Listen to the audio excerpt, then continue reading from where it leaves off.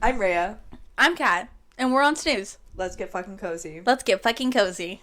Okay, so we started a podcast because we have a love of three things. Talking, being extra, and...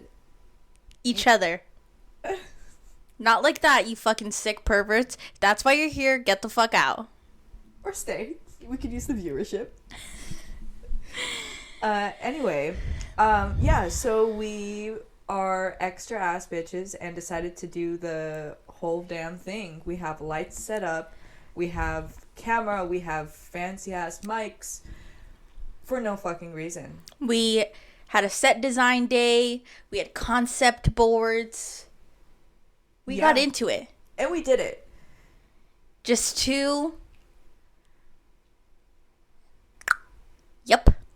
Two bitches. I was trying to find a descriptive word, could not find it. But that's okay. That's okay. Why the fuck are we doing a podcast, Rhea?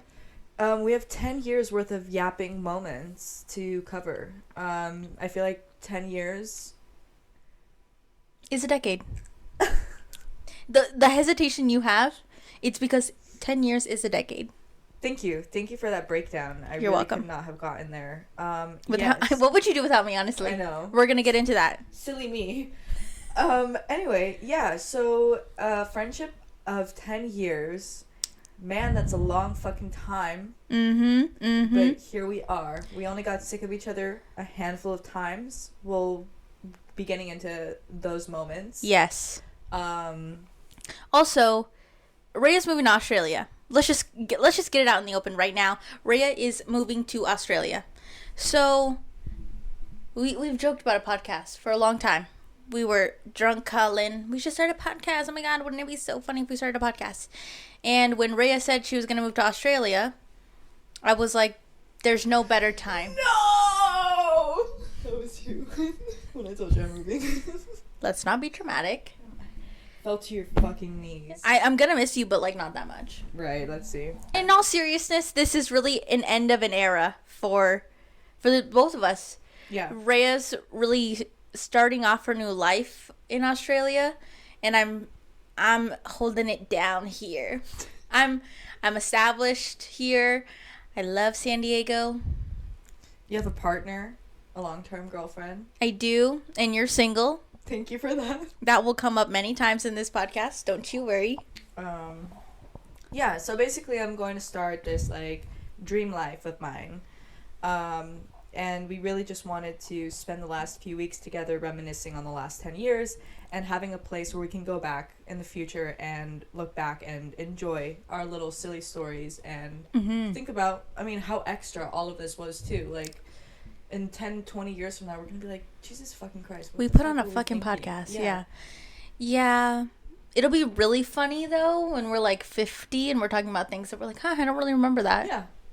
Play back. Run it back. Cue dreamy music. And hazy. Yeah. Yeah, okay. I'm not editing that. Yeah. So well, let's start from the beginning, okay? Because just because we know the story doesn't mean everybody knows the story. Yeah. That was really good. Oh my gosh, I hope the audio picked up that we were in unison. Okay. Okay, so flashback, it's the year 2013. We're both 13 years old. Freshmen in high school. Fucking losers. I actually wasn't. Okay, fucking loser. Speak for your fucking self. That's why I said loser. Okay. Just wanted Now to clarify for the film, for the recording. Not me. Okay.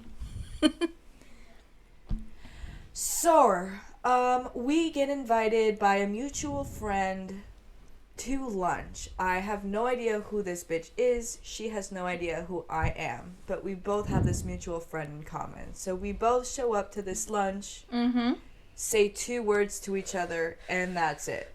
I remember you going, like, raising your hand. No way. And just being, hi. I'm Rhea. That's a lie. No, that's not a lie. That's not a lie. Last time we recorded this, No. I don't remember anything. And now suddenly you remember a little fucking salute to you. No. It wasn't a salute. Fuck off. It was just like a... You know that emoji where the girl is, like, standing? That's Rhea. And back in that freshman era, it's like the emoji was built off of her. the Rhea walked so that this emoji could run, okay? That's what I remember. Okay, I don't remember doing that, but based on how awkward I was, I'll believe it. I'll give you it. Yeah, it wasn't such a salute, but more of a, hey, how's it going? Open, yeah, with an open palm. Hey. That, like, white people thing. Yeah, I love when white men do that. Hey, buddy, how's it going? I learned it from my dad. Anyway, okay, so fast forward, we weren't, like, really good friends in the beginning because, like, we didn't know each other like that. Sophomore year, we get closer, still friends of friends, like, that's how we hang out. This is when the group starts to establish. This is when we get the core four. Right, literally. So sophomore year, you know, we're getting somewhere. Mm-hmm. We're trekking, we're putting in the work. I don't know what type of work, but consistency. We're developing the yeah. Muscle memory. Yeah, like, oh yeah, I know her. Oh my god, I still know her. Okay, so, like, I guess now we're friends.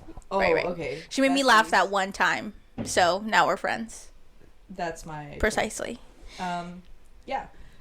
And then our junior year, we are in the same class. Great. We only get closer. I start hanging out at Rhea's every Friday so that I could get picked up instead of have to take the bus, because you were a transaction at the time.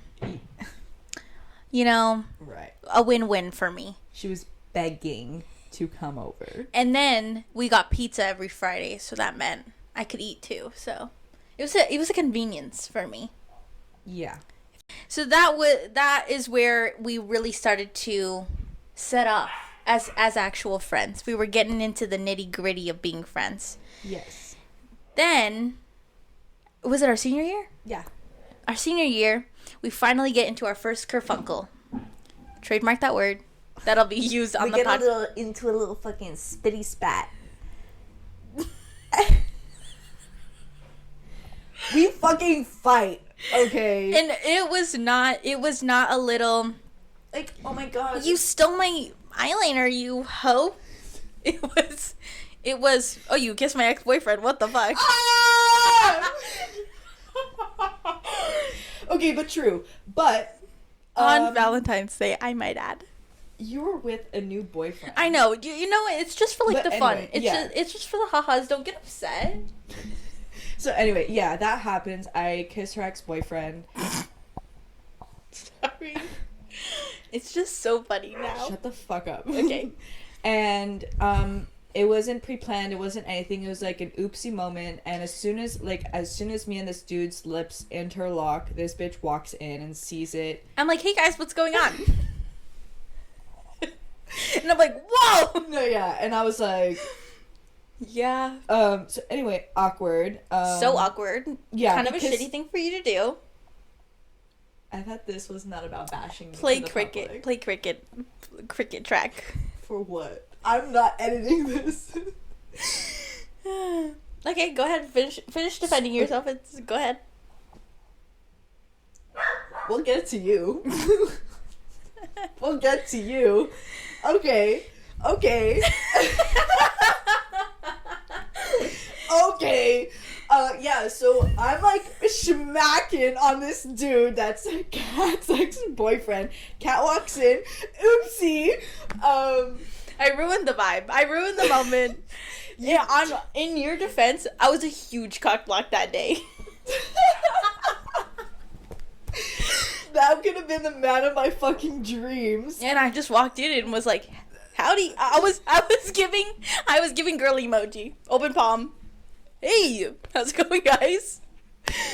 So yeah, so after that, me and Kat didn't talk for a hot minute, as, you know, you would suspect. Like, you catch your best friend having a kiss with your ex-boyfriend. Playing tongue wrestling. Okay, that's fucking gross. There was nothing like that. It was very... Anyway. Not that I dream about that moment every day. Not that I reminisce or anything, but it was actually not quite like that. It was actually the best kiss of my life. Okay, you don't... Like I said, I was over it, but, like, you don't have to fucking say that. Okay, so yeah, so basically we go, like, several weeks without talking, and... Which, wait, to be serious, to reflect for just a moment, that was unheard of. Me and Rhea... Yeah. I would go over every Friday, but we would hang out every fucking day. So to not speak was for like it life-changing. Odd. Yeah. So odd. So I didn't have the guts to admit that she had made out with my ex-boyfriend. Well, I didn't have to admit anything. You saw it. You're right. But you didn't have Can you let me finish? I didn't have the guts to confront the situation maturely. Mm-hmm. I was 16. I was a fucking idiot. I'm only now growing out of that idiotness. So yeah, I agree. Okay. So, whatever. We go weeks without each other. It's, like, not chill for either sides of us. Kat is like, oh, like... Fuck this bitch. She doesn't fucking care, and that's why the fuck she's not hitting me up. She's a hoe who made out with my boyfriend and now won't even talk to me about it. Okay, ex-boyfriend, you're right. I misspoke. While you were still with a boyfriend. I know. No. Let's lay out the facts. Because, yes, this story makes me look fucking bad. No, it had already been, like, years after we had dated. And mind you, this is fucking high school. It is not that fucking deep. Are me and this kid married? No, I'm gay now. So, like, it literally does not fucking matter. Yeah. All jokes. Still heart Rhea. It was a rough patch, though. In a more real light, it was the first time that me and Rhea were not speaking, but it brought a lot of issues of... We had been friends for so long, and I'd always kind of felt like, oh, we're not that close. And here's an instance where this bitch won't even hug me while I'm crying, but she has interest in boys. I'm like, a girl, I thought you just liked watching Vines and that was it. Like, I thought that was the personality arc. So to see her in this capacity and have no inkling to even talk to me about it, I was just like, oh, so we're not friends. Like, you actually fucking hate me and we're not friends. When it was just, like, I was so just socially awkward and was so just, like, to myself that nobody around me, even, like, my childhood best friend, like, knew nothing about me. It wasn't, like, it was you that I didn't want to talk to things about. It's just, like, I didn't know how to do that. So I just, like, never talked to anybody about anything. And obviously that doesn't come off as a good thing when you're trying to, like, build a relationship with somebody. Especially a friendship that has lasted as long as ours. Yeah. If me... How do I say this? If me back then were to see us now, man, would I be so surprised. Yeah. But in the moment, we would talk about the most superficial, dumbest fucking things, and we could never get to a point where we were like... Get deep. I could never go to Ray and be like, yeah, bro, I'm sad. Because Ray would be like, that's tough. Yeah. And I would get a rough pat on the back. Yeah, I wasn't very touchy-feely back then. Now I cry all the fucking time. It's true. You do. But thankfully that situation, thank God you kissed my ex-boyfriend. Yeah, it really, like, built a solid foundation for us. We got over that and, like, realized that the problem necessarily wasn't, like, the kissing part. It was about me not telling her that I had, like, feelings towards boys and, like, actual emotions and was a human being. So when, you know, we broke the awkwardness of, like, yeah, fuck, super shitty of me to kiss your ex-boyfriend. But then we dive deeper into what the actual problem was within our friendship was that, you know, we don't have, like, a deeper connection that we both clearly craved. Yes. So that kind of gave us the stepping stones to build a solid foundation and be able to start having deeper conversations and having a more meaningful relationship than just, like, super superficial. Yeah, I think it was a really... awkward, and there was a lot of anxiety around that time, and it felt super personal. But looking at it now, I mean, we kind of forgave in a moment. We were just kind of like, okay, this is stupid, like, let's just fucking let it go. It was right around prom, so we wanted to do prom things together. We wanted to, you know, be in our senior year. Yeah. And do it together. Yeah. And so we were like, you know, fuck it. Like, let's just let this shit go. I don't give a fuck about this kid. Like, who cares? Who fucking cares? And not until my sophomore year of college, we finally like actually addressed the elephant in the room instead of just acknowledging that there was an elephant in the room. we sat in my I remember we sat in my Honda Fit in a parking lot, and we just I don't even know why we were getting so deep all of a sudden. Yeah. But we just got into it about this situation. Not I think both of us were like, oh yeah, it's not a big deal, it's not a big deal, it's not a big deal. But it was still like eating away at us, like to some extent, because we still hadn't talked about it. And we still weren't, we were kind of at a standstill. We weren't getting closer, but like there was potential too. Yeah, like, and then even at this point in time, we were both going through so much in our own like personal lives, yeah. And mentally we were going through so much that I think we had both kind of gotten to a point where it was just like, okay, we need to talk about this, get it over, so then we can actually like talk about other things. Yeah, like talk about the things that are important, crippling our brains. Exactly.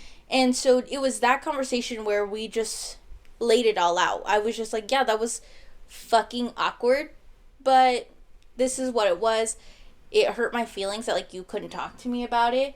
And from that point on, we had really started to get into more, I don't want to say real topics but we started to be a little bit more vulnerable. We started to be more honest about where we were mentally and how, I went to college in Sacramento and Rhea stayed here, and there was a lot of like fear and anxiety on my end about, I felt like I had made a mistake by moving up there, but I felt like I couldn't talk to anybody about it.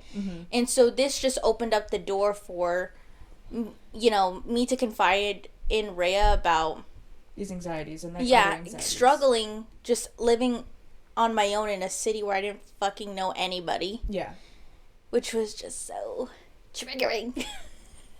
Yeah, we'll talk about the college experience at like a later episode, because I think that itself has so much we can go into. So much to unpack. Yeah. But yeah, pretty much that situation, senior year of high school, really escalated our relationship for the better. Catapulted our relationship for the better. Yeah, and in ways like neither one of us could have imagined before that. And neither one of us had the skill set either. I think I'm more, at the time, I was more willing to be like, oh, this hurt my feelings, but it never would be in those words. It would be like, you're a fucking bitch, though. Like, I hate you and you're a bitch.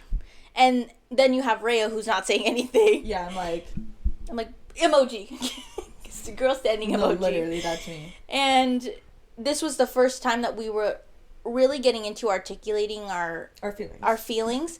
But I think that wasn't a skill we had until we had finally talked in college. It's still a skill I have to work at all the time, but leaning on you as a friend and kind of workshopping the way that I express my feelings, I think Rhea's has seen it through and through. She's seen me like communicating poorly all the way to communicating now, which is much more transparent and straightforward. Straightforward, yeah, and you too. You've seen me from being like a fucking standing emoji, doing nothing. Yeah, that was such a good It was what an interesting imagery. Time. Yeah, and then now, like, I'm pretty much an open book. Ask me whatever you want, and I'll give you a fucking answer. I'm not like the best communicator in any means, but I've gotten so much better. Yeah, you cry a lot more now. Yeah, and I tell people how I fucking feel, which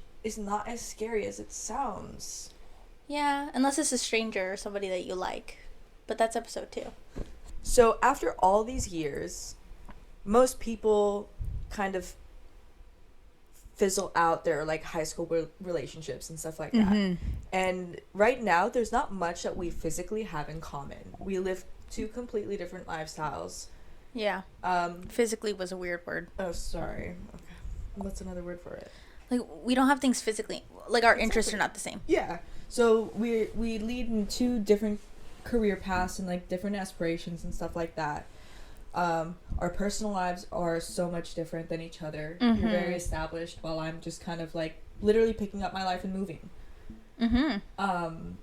So yeah, why do you think it is that after all these years, like, we just have stuck together for so long? That is a good question. Because I think about that in relation to the rest of the friends that we had in high school. And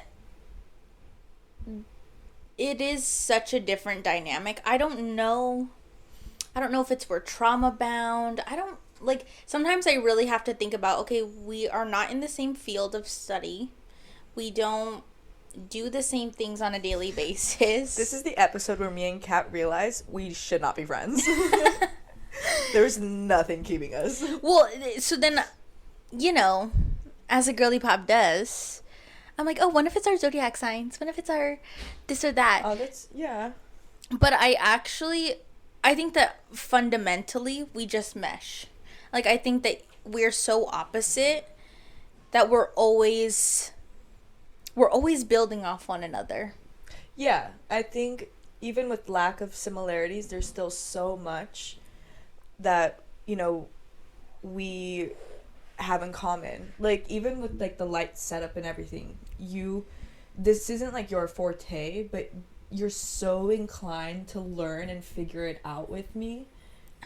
It's, like, it's actually really nice. Like, most people in your position would have probably just sat back and, like, watched me struggle myself to, like, set everything up and, like, have it perfectly, but you're, like, behind the camera, like, making sure, like, what I'm seeing is what you're seeing, and, like, working together. And it's, like, yeah, you might not be, like, investing your life into doing this, but that's a good point, because when we were doing all of the I'm in film, by the way. Yeah. That's some backstory. Yeah. That was CJ. I don't know if the mics will pick it up, but anyway, Rhea's in film, so the lighting and all those things are so foreign to me. Mm-hmm. But I realized when we started this project, we were starting to collaborate on this idea and coming up with a name and all of these things. I realized that our language, when it comes to creative projects, flows so smoothly. Yeah. Rhea's right. I don't know, like, when she pulls out a camera and she's, move the light 3 like this. No, like this. I'm like, girl, it looks the same but there is something to be said that I will tell her, I want it to give this. Mm-hmm. When we were coming up with the concept for Snooze, I was like, I really wanted to feel like we're just two grown adults having a slumber party. Like less like pillow fight and more what you do. I mean, during those kind of nighttime hours, especially when you're younger, I was thinking, like, in our teen years. Yeah.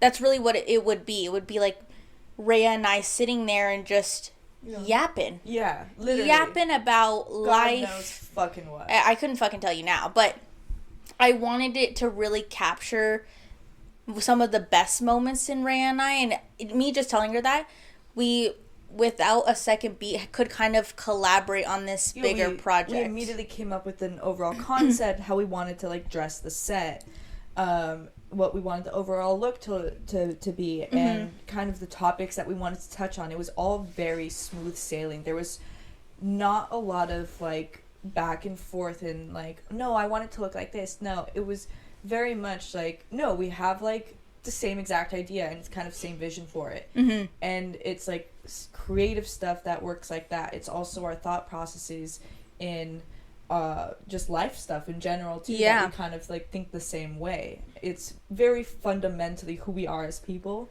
that, and I think makes it work. I think it's interesting too is I know people say all the time, like, don't go into business with your friends and your family, whatever. And at this point, Ray is basically family. I mean, when you hit that decade mark, you're basically a family unit. I'm gonna be the godmother to my dog.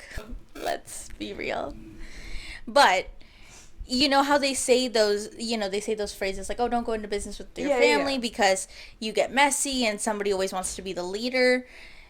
I find that we very easily know when to step back. Like the production and the editing and the lighting, the way the camera catches us is, I know that that's not my area. Mm-hmm. And I am more than willing to see Rhea like take control and be like, do it like this, and I'm like, okay, like you got it, boss. Like and vice versa when we're talking about like the concepts of the videos and like you wrote whole scripts for these and stuff like that, and that's something that's not like my particular forte, but I knew that that's something you could take control over, and there wasn't going to be much input that I needed to put aside from like obvious things. But for the most part, I'm like, no, I trust Kat and her judgment and what she wants to talk about, because like same shit that she'll capture us. Yeah, for sure. Yeah, that's how I felt too. Like visually, Rhea knows how to capture the both of us. That works aesthetically with the budget that we have. Right. Two different mics. Just 2 different mics. Target. The lights, we have one photography light, and then another light with a single square gel on a rectangle light. So, like, bear with me, please. But this is so on brand for us, and I think that's this. We go to the lengths to make things work. Yes, and it might not be fucking perfect. Sue us. To be serious, I do often think about if our personalities are just kind of giving the yin and yang. Like, we both know how, and this could be time, this could be, I don't know what it is, but I think our personalities have to be like so fit for each other. Clinically fit for each other. There should be like personality tests out there that like, ooh, wait, what if we take a personality test and see like if that's what it is? The results will say that we are not meant to be friends. Imagine. And this will be the first and last episode. Yeah. You'll know if there's no episode after this. We delete the Instagram, we delete the promos. The personality test went bad. Yeah. So, let's do the personality test. Yeah, quick pause break on the mics and cameras, really quick. Perfect. Okay, so now that we're back, we both have our results up. Mm-hmm. I think based on like first look, I'd say mine's pretty accurate. So my personality type is INFPT. INFPT. Mm-hmm. Okay. Which is considered a mediator. So pretty much a mediator is a personality type with the introverted, intuitive, feeling, and prospecting traits. These are rare personality types. Goodbye. Tell me you know another bitch just like me. I can name 5. I want to be just like me. These types tend to be quiet, open-minded, imaginative, and they apply a caring and creative approach to everything that they do. This podcast is a great example. Just saying. Yes. So the mediator, they have vibrant, passionate inner lives. They're creative and imaginative. They happily lose themselves in daydreams, inventing all sorts of stories and conversations in their head. Daydreams. Would you say that's accurate? Do you daydream a lot? Yeah, bro. I'm like, I had this whole dream that I'm gonna move to Australia, and boom. Good point. Mm-hmm. Good point. Dreams do come true. Like being my best friend for 10 years. That wasn't really a dream. It's been a nightmare. Fucking bitch. I hope the mic picked that up. Okay, so what the fuck are you, aside from annoying? Dude, it's not loading. That's no personality. Smooth brain over here. It is. Oh, okay. Oh, of course. Now, okay. I am a protagonist. ENFJ-A, ENFJ-T. You just read your little introduction. Yes, ma'am. Just scroll down. Girl.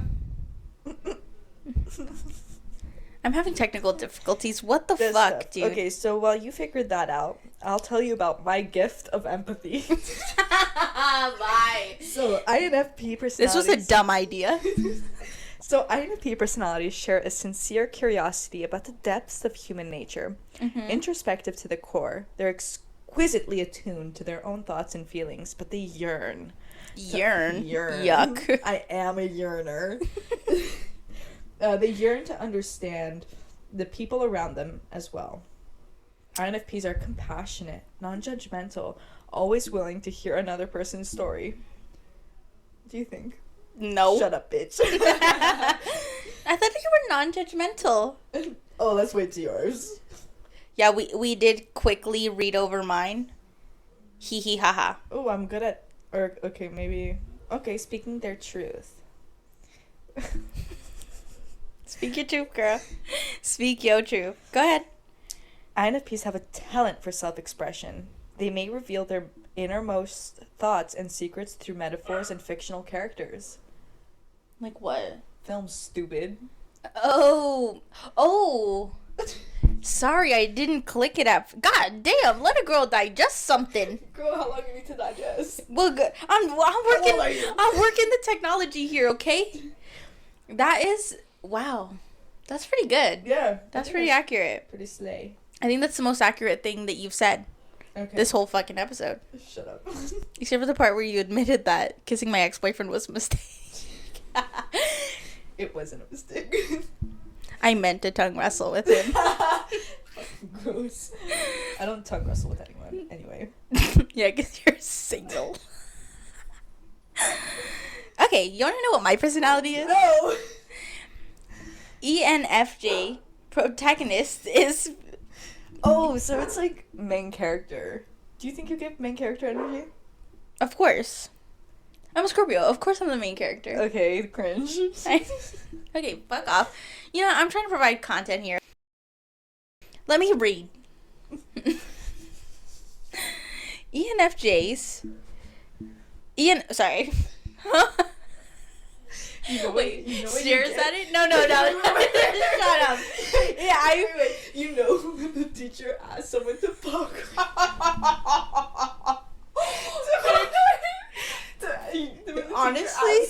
Honestly, and they like stutter every 3 words.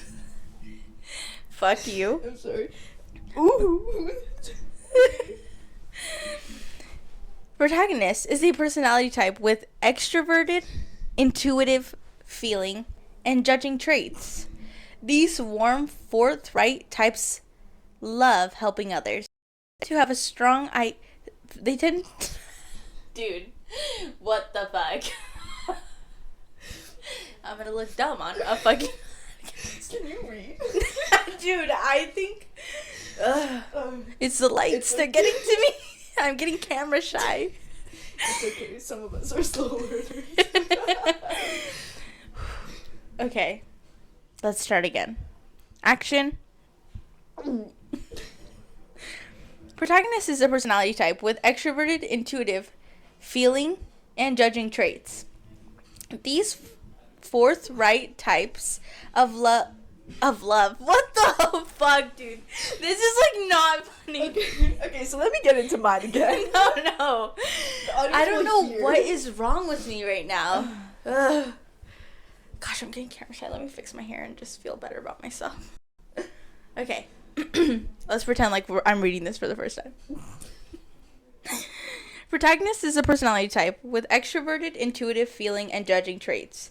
These warm, forthright types love helping others, and they tend to have strong ideas and values. They back their perspective with creative energy to achieve their goals. Us right now. Mm-hmm. This was a goal of yours to do a podcast. It was my 2024 resolution was to finally start it, and here I am. Protagonist, main character. Insert wink sound. Shit. Fuck, dude, why the fuck are you my editor? Please hire somebody. Anyway, it goes on to say people with ENFJ personality types feel called to serve a greater purpose in life. Thoughtful and idealistic, ENFJs strive to have a positive impact on other people and the world around them. These personalities rarely shy away from an opportunity to do the right thing, even when doing so is far from easy. Like forgiving you for kissing my ex-boyfriend. I just never let up. Okay. I'm not done. Okay, protagonist. Should I just read this highlighted? Okay. Can you? Sorry. ENFJs possess the unique ability to remain hopeful in the faith. ENFJs proceed. Okay. On, I know. The fuck, dude. Okay. ENFJs are born leaders, which explains why These personalities can be found amongst many notable politicians, coaches, and teachers. Their passion and charisma. I wouldn't say charisma, but you do want to be a politician or teacher and stuff like that. I'm a protagonist. Okay. Allows them to inspire others, not just in their careers, but in every area of their lives, including their relationships. Few things bring people with ENFJ personality types a deeper sense of joy and fulfillment than guiding friends and loved ones to grow into their best selves. It's pretty solid. Yeah, Rhea's character development is a prime example of this. I just thrive when you're you. Okay, go ahead. Are you going to keep reading the introduction? No. Okay. Okay. Maybe we should go to the friendship part. Well, I was going to say the career paths one. What career path? Where do you see career paths? After parenthood. Oh, okay. So, I only say it because I was, like, scrolling through and I saw it. Mm-hmm. So, mine says that INFP personality type long for a career that doesn't just take care of the bills, but also feels personally fulfilling. They want to spend their days doing something they genuinely love, preferably without much stress or drama. Mm-hmm. An ideal career path should feel like a calling, not just a job. And if it doesn't involve too many draining social interactions or phone calls, so much better. I just got a glimpse of my last sentence, and I'm going to tell you right now, it's fucked up. Like, yours was so nice and accurate compared to what I'm about to read. When it comes to choosing a career, people with ENFJ personality types find fulfillment in doing what they love most, helping others. Sorry, you read the last sentence, and I want to... Let me just keep reading. They also prefer careers where their charisma is an important factor for their success. With their natural charm, creativity, and drive, ENFJs can find many different ways to serve and uplift others in nearly any work environment. Whether they're behind a gleaming table in a corporate boardroom or behind the counter at a beloved local coffee shop. For context, Kat works at a coffee shop. And the worst one at that. Yeah. Okay, let's go to friendships. Let's get to, like, the real shit that we came here to find out. So for me, when it comes to their social life, people with INFP personality type may find themselves caught in a web of contradictions. We crave alone time, but we're also vulnerable to loneliness. They long to feel accepted and well-liked, but You and your fucking loneliness. Goodbye. That's rude. Judging. They long to feel accepted and well-liked, but they hate the idea of pretending to be anyone but their authentic self. Okay. Yeah. Well, the whole thing about contradictions. Oh, the loneliness. That we want alone time, but we feel lonely. Yeah, your FOMO is, like, ridiculous. Yeah, FOMO will get me out of bed every fucking time. So, while these personalities hesitate to draw attention to themselves, they don't want to be invisible either. The good news is that in the company of true friends, INFPs can escape the hamster wheel of these insecurities and focus on what really matters. Friendship is so precious, an opportunity for two people to lift each other up and change each other's lives for the better. INFPs truly believe in the old saying that a friend is in need is a friend indeed. I've never heard that saying before, but I would say that's true. That's so you. Mm-hmm. I like that. And that last paragraph was really good. Yeah. What do you think? Do you feel like that's accurate? Oh, absolutely. I have fucking FOMO. This next part, sorry. This one, I think, brings it home. Kind of brings it home. So it says, INFPs tend to feel most fulfilled by spending time with a small circle of friends. Quality trumps quantity for these sometimes shy personalities, as they prefer relationships with depth where they can share their wildest hopes, dreams, and fears without having to worry about being judged. Acquaintances may come and go, but their real inner circle includes some lifelong friends. And that's on a decade. You heard it here. I am Rhea's lifelong friend. Yeah, be nice. Don't be fucking... No, I was gonna say, yeah, you and my, 4 other friends. Yeah, there aren't many, but the ones that you do have are... solid bitches. So, Love them. They're great. Shout out to you guys. Okay, what are you? It says, connecting with others makes people with ENFJ personalities feel alive and purposeful. There's no surprise then that they are anything but apathetic about friendship. ENFJs put sincere dedication and effort into staying close with their friends. For these personalities, friendships are far from expendable or insignificant. Instead, they are a key component of a life well lived. Accurate. Yeah, I feel like that one paragraph is basically saying what that last one said. So far, the fundamentals of our personalities in pretty much every aspect has fit so well together. The next part say. This one says most ENFJ personalities find it difficult to respect anyone who takes shortcuts, disrespects others, or refuses to challenge the status quo. Instead, they find it easiest to connect with people who share their core ideals, particularly their commitment to doing the right thing and leaving the world better than they found it. It is when these closest friends that ENFJs truly open up, sharing their vulnerabilities and their most precious dreams for their lives. Wow. Same shit. That's fucking crazy. There it is. I also think we are kind people and, like, very just, like... Well, there was a word that they used in that where it was, like... In the one I just read? Yeah. Oh, we always do the right thing. Like, we're, like, we joke about just being pussies and, like, not being able to, like, be, like, crazy wild. Because we know. We just do the right thing. Especially to each other. Yeah. I think we are always... We can joke and, like, you know, all this is, like, for shits and gigs, but... Exactly. Like, we're just good to each other. I would say so. I think that we put... Even with this... Our love child. Our love child.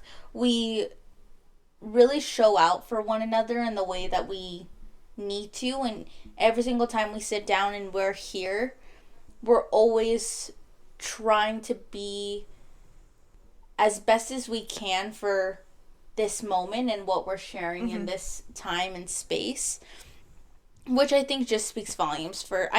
It's in the pudding. In the pudding. That's what I was looking for. It is on the internet. It said that we're gonna be besties for the resties. So if a podcast won't prove it, then we might just have to kiss in the next one. Can we do it now? No. Can we wrap? Actually, cut the cameras. Cut the cameras. Cut the lights. Anyway, wait, go like this. We kissed! Bye. Moreover, I think we're both super excited for this project, and we hope that it translates well. At the end of the day, this is just like... This may sound stupid, but like a passion project. And it's... Not to sound like a fucking bro, but like... But also, it's such a good moment for us to sit down and to talk about all the things that we would talk about on a normal day, but to kind of share that in a more staged and vulnerable capacity where we're sharing this out. Yeah. I'm not necessarily excited that, like, people I may know, like, may listen to this. Fuck it.